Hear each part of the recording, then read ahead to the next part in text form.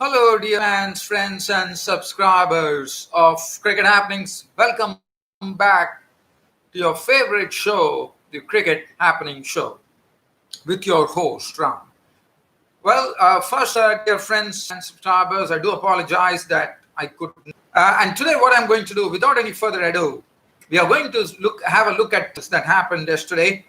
One is between Australia versus India, where Australia not only continued, Australia have already won the ODI series against India. They've taken a 2-0 lead in the three-match series, and they are absolutely on the march. And Steven Smith, once again, going a statement that he made.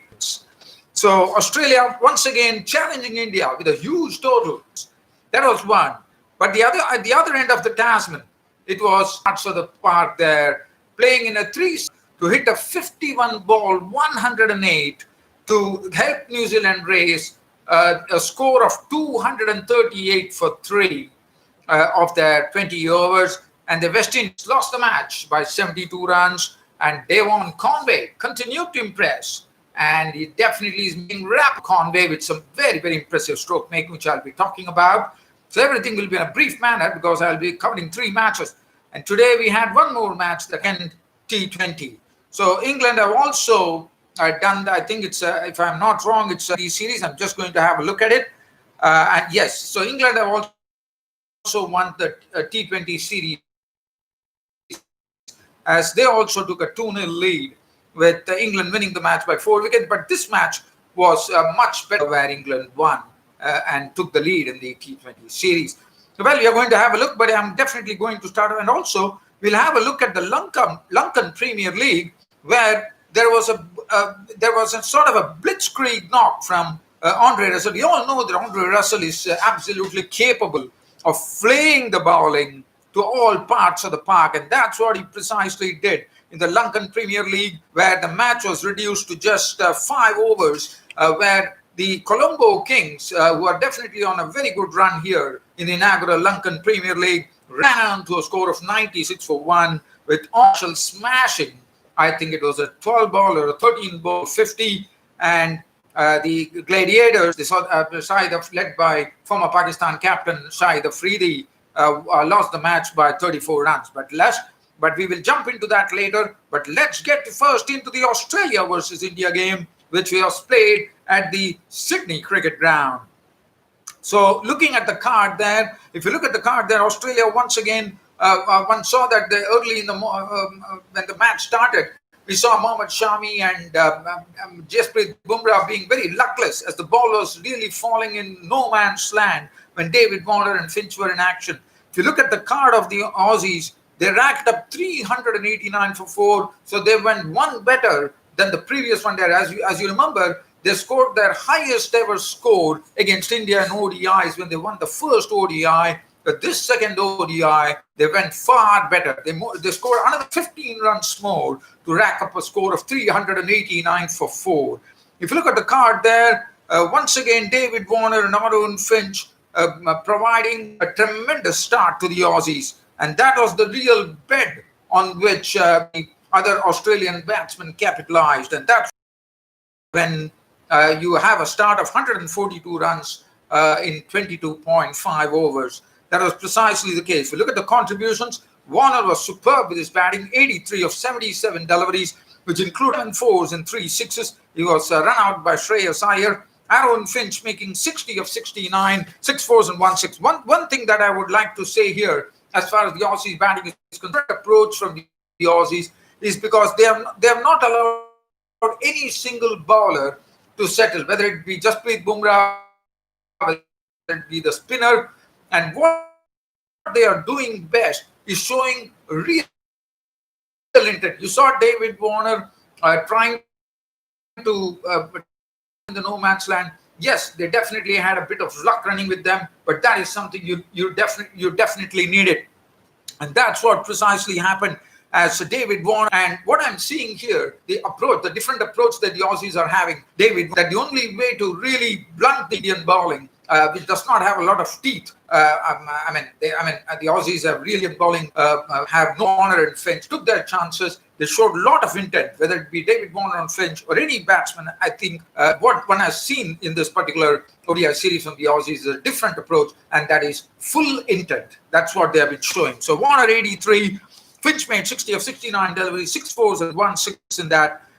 Stevens in the first match where he clobbered the Indian bowling. Once again, there was another bit of clobbering here, as this time he made 104 runs of 64 balls, 14 fours and 2 sixes. And what a knock from Stephen Smith. I mean, 2 consecutive double shan, another compact little innings, 70 of 61, 5 boundaries. But Maxwell, my word, this Maxwell, look, Australian situation, the way they are, the way they have been batting. Glenn Maxwell had absolutely toyed with the Indian bowling. He smashed an unbeaten 63 of just 29 deliveries, which included 4 fours and 4 sixes. Enriquez, who was playing his first game, was not out on 2, and the Aussies went on to a score of 389 for 4. If you look at the bowling figures, it does not make any happy. None of the one bowler. In fact, the Aussies put so much pressure on the Indians that the Indian captain Virat Kohli had to summon the services of Hardik Pandya. And Hardik Pandya was the only bowler who really bowled with a semblance of respectability. If you look at his bowling figures, it's 4 overs, no maiden, 1 for 24. Mayank Agarwal was pressed into service for a solitary over, 1 over for 10 runs. But you look at the other bowlers, Shami, 9 overs, 1 for 73. Bumrah, 10 overs, 1 for 79. Saini, I think Saini probably might displace in the third one day. I'm afraid to say that. His 7 overs cost him 70 runs. Chahal, 9 overs, none for 71. So Chahal really, as I said, the Aussies have really found sort of an answer to the of Chahal as well. And especially we see Glenn Maxwell, who has been a sort of a victim of Chahal, really getting under the nose of Chahal here. Jadeja, 10 overs, none for 60. 389 for 4. India chasing a mammoth total of 389 for 4. The pressure was right there, but you really required a very big contribution, and that big contribution came from two batsmen. But before that, if you look at it, Mayank Agarwal was out for 28, and I was also wondering Hardik Pandya coming and actually bowling, whether that was really necessitated. As I said, the Aussies put a lot of pressure, but Hardik Pandya, I think one should be keeping Hardik Pandya fresh, because what India wants with 2 or 3 major tournaments coming up in 2021, we want Hardik Pandya to be absolute fresh. So I think Hardik Pandya should be reserved, and one has to see that his injury heals completely, and then we see Hardik Pandya back in bowling action. That's my opinion on this cricket show. Mayank Agarwal, 28 of 26 balls, 4 boundaries. Dhawan, 30 of 23, 5 boundaries. But Kohli played a good hand. Shreyas Iyer could not carry on. He was out for 38 of 36. But let's talk about the catch that Moises Henriques took. What a brilliant catch it was of the batting. Kohli trying to pull a delivery from Josh Hazlewood, and Moises Henriques coming into this match after showing some good form in the domestic season in Australia, and showing what a brilliant fielder he is as he snapped up the catch of Virat Kohli. And that was something which was the turning point, because if Virat Kohli at that point would have been there, things could have been quite different. He was looking in great touch with 89 of 87 deliveries, 7 fours and 2 sixes. And what a catch from Moises Henriques on the left-hand side, sprawling and picking the catch just inches before it hit the ground. Shreyas Iyer, 38, but KL Rahul played a tremendous knock, 60, 76. He made 60. KL Rahul made 76 of 66 deliveries, 4 fours and 5 sixes. He really lent into the Aussie bowling, one could say. He made 76.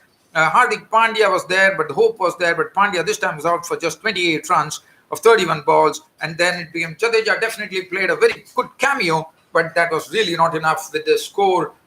It was like a mountain of a total from the Aussies. Shami was out for 1. Bumrah not. I'm not going into detail. And the Indians lost the match 338 for 9. And India losing the match by 51 runs. Thus also losing the series against the Aussies. If you look at the bowling, Stark was the only one who was really rammed by the Indian batsmen. 9 overs, none for 82. Hazlewood, 2 for 59 of 9. Cummins bowled his full quota, 3 for 67. Got a bit of a bashing, one could say. 2 for 62 for Adam Zampa. 1 for 34, and I thought Enriquez also bowled well. He bowled in the right areas, and Maxwell bowled fine, was 1 for 34. Man of the match once again was Stephen Smith, who is definitely fine. So we go to the next match at the other end of the Tasman, which is going to be the New Zealand versus West Indies, was second T20, where New Zealand have also won the second T20. So they have also won the T20 series. But if you look at the card there, the New Zealand did not start off. They did not start off in a good manner. They lost Guptill early for 34 of 23, 5 fours, 2 sixes. Seaford was gone for 18 of 13, 3 fours. But after that, it was a Glenn Phillips show along with Devon Conway. Now, Devon Conway is really, I mean, we all know he's very, very talented. But what he's doing is that he's making it a habit of remaining unbeaten on every innings he's playing. That's what I'm seeing from what I've seen so far. And he was 65 not out, and it was a very calculated innings from Devon Conway. Give support to Glenn Phillips. And let's talk about New Zealand 238 for 3. What they did is that Glenn Phillips, who looks to be a 60-degree player, he can play shots all around the park. He could play a switch hit. He could play a ramp shot. He could play a scoop. He could reverse sweep. He could have a switch hit. And that's what he precisely did. He smashed 108 of just 51 deliveries, which included 10 fours and 8 sixes. And definitely one has to doff our hat to Glenn Phillips. What a knock from Glenn Phillips. He totally manhandled the West Indian bowling. And what a partnership. I mean, for a non-opening partnership, this has become the highest ever non-opening partnership in T20 history. 184 runs added by Glenn Phillips, 108 of 51 deliveries, which included 10 fours and 8 sixes, and Devon Conway not out 65 of 37 deliveries with 4 fours and 4 sixes, helping New Zealand to score 238 for 3 at the end of their 20 overs. The bowling, Cottrell went for 39 of 4. Mayers was making his debut. His one over cost him 10 runs. Ocean Thomas 1 for 44. Timo Paul was thrashed beyond admission. 4 overs, none for 64. In 1 over, I think he was spanked for 4 sixes.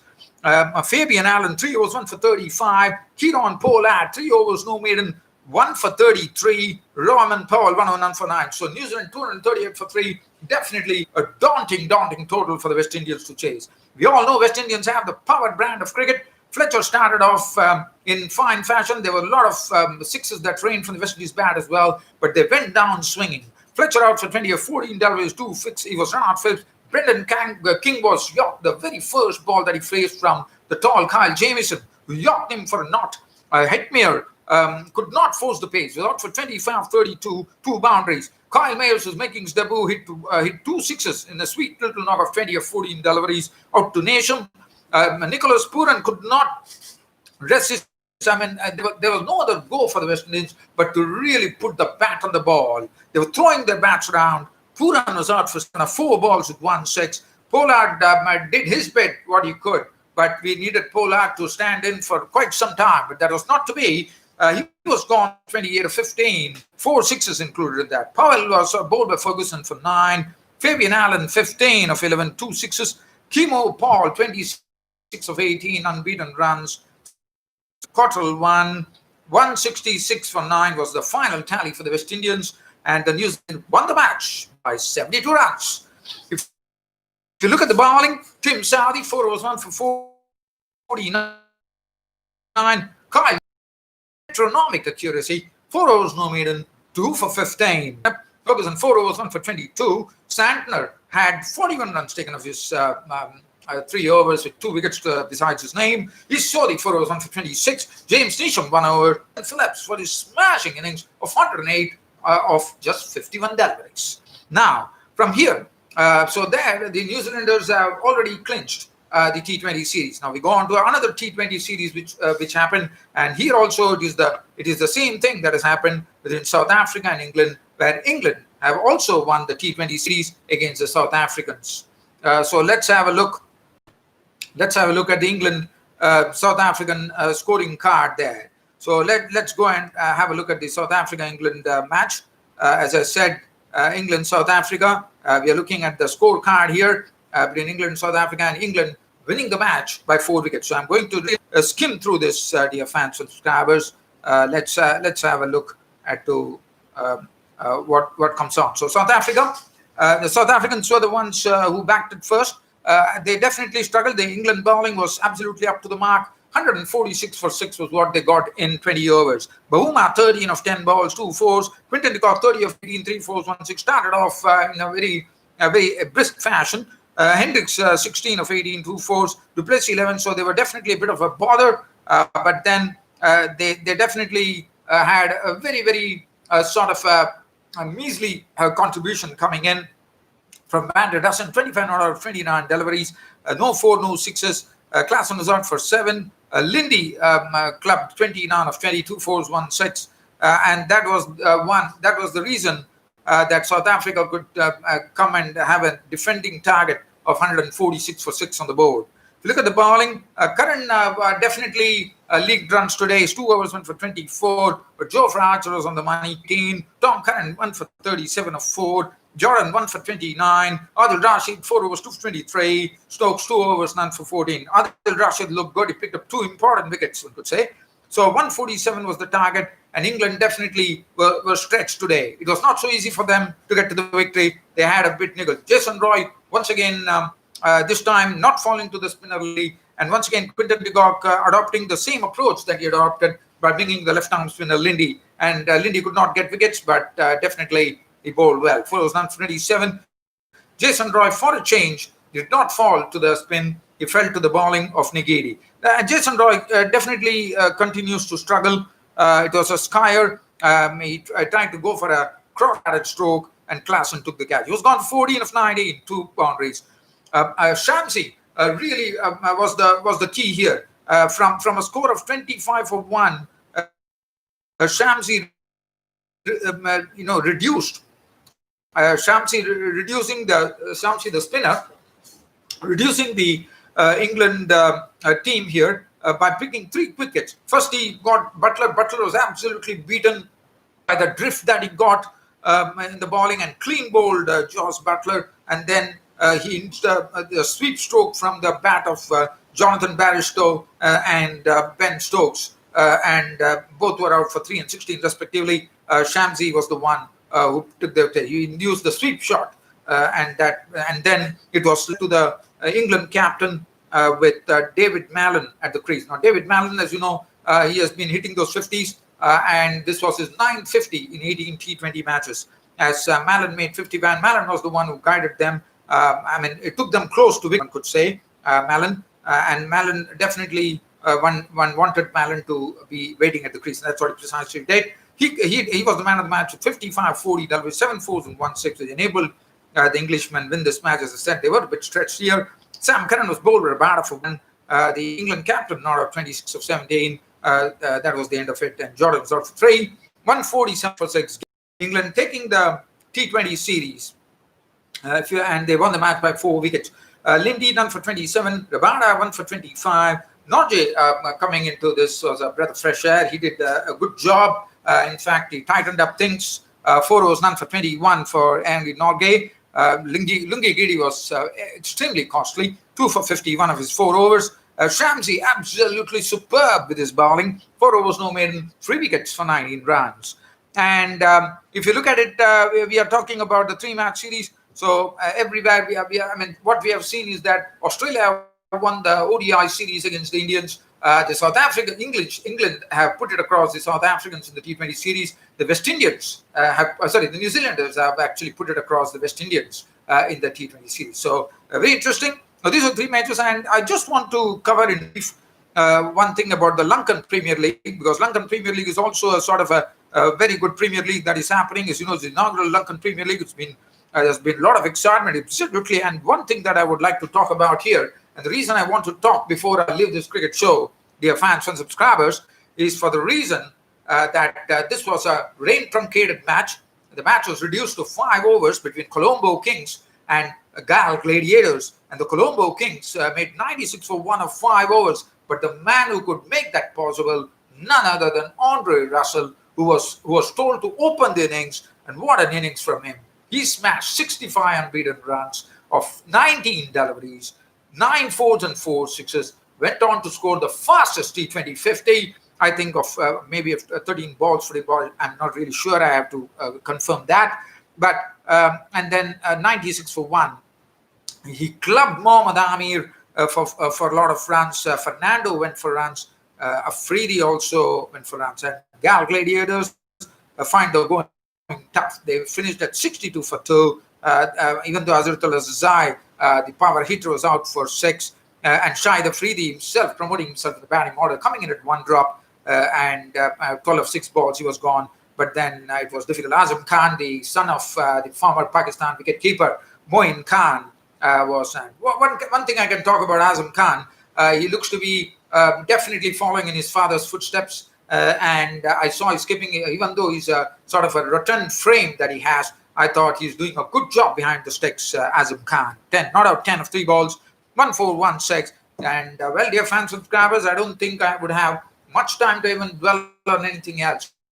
That's it from me for today, this on a Sunday, with a wrap-up of all the 3 matches. It is your host, Ram, bidding you all a very goodbye, but telling you that next weekend, once again, I'll be seeing you all. But other than that, as you know, I've always been active on Cricket Reddit. Cricket Reddit is something which I love, and I'm very, very thankful to those Cricket Reddit fans who really love my cricket show. And I think I'll be giving my all for the Cricket Reddit team, no doubt about it. I'm just answering someone who is asking me where do I don't live in India, basically, so I just wanted to give him the answer there. Well, dear fans and subscribers, it's all over here as far as this cricket show is concerned. Keep yourself tuned. Keep looking at my cricket YouTube. Keep looking at my Twitter. Keep looking at my Cricket Reddit. My cricket website is also there, and you can all have a lot of news and information on cricket. And that's it. That said, it's all over, and see you all next week. Goodbye.